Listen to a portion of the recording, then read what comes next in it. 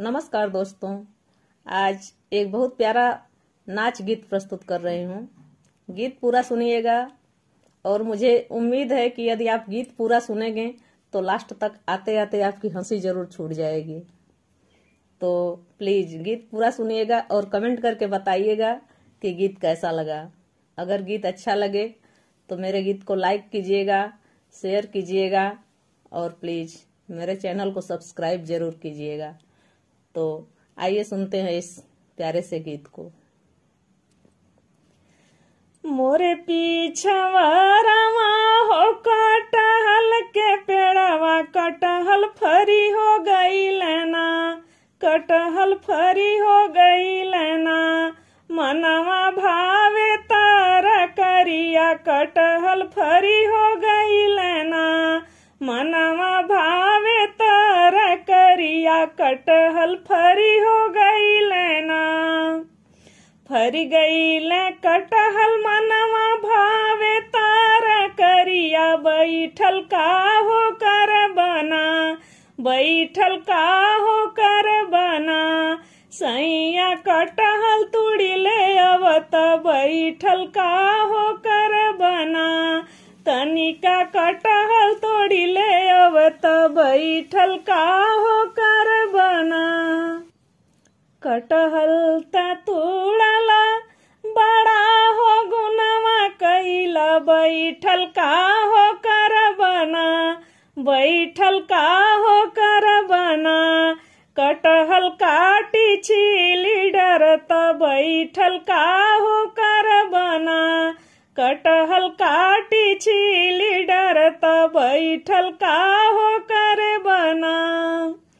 कटहल कटला बड़ा हो नीमन कैला, बैठल का हो कर बना, बैठल का हो कर बना।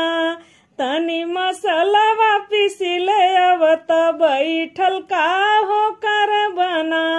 तनी मसलवा पिसिले अवत, बैठल का हो कर बना।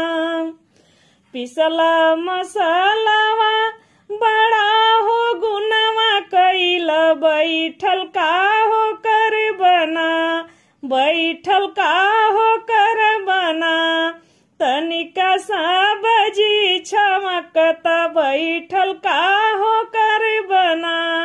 तनिका कटहल छमकत, बैठल का हो कर बना। कटहल बनावाला बड़ा हो गुनवा करला, बैठल का हो कर बना। सब्जी बनावाला बड़ा हो गुनवा कैला, बैठल का हो कर बना।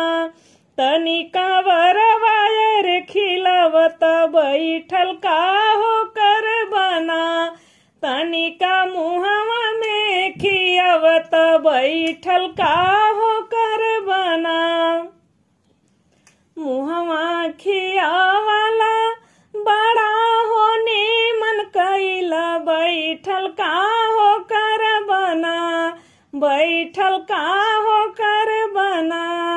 तनिका से जिया रे बिछावत, बैठल का हो कर बना। बैठल से जिया रे बिछावत, बैठल का हो कर बना। से जिया बिछावाला बड़ा हो नीमन कैला, बैठल का हो कर बना। तनी बेनिया माया रे डोलवत, बैठल का हो कर बना। तनी बेनिया माया रे डोलवत, बैठल का हो कर बना। बेनिया डोलावाला बड़ा हो नीमन कैला, बैठल का हो कर बना, बैठल का हो कर बना। तनी पैरवा रे दबावत, बैठल का हो कर बना। तनी